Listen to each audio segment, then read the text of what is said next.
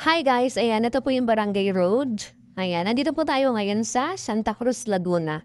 Bali, ang sukat po ng property ay 737 square meter. Ayan po yung property. Ang title po ito at nagkakahalaga po ng 4.5 per square meter or 3.3 million pesos po.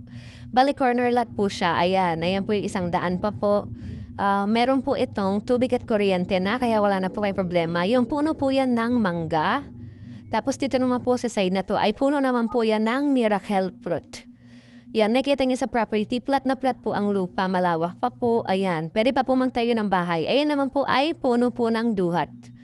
Pwede kayo magtayo pa po ng bahay dyan or magtayo ng kahit anong business dahil tabing barangay road po siya. At yung lugar po ay almost residential na po. Marami na po mga nakatayong bahay po dyan. Sa loob po ng property, meron po 3 kubo na pinaparentahan. Ayan po. Monthly po yung renta niyan. Tapos kada kubo po meron pong CR sa labas.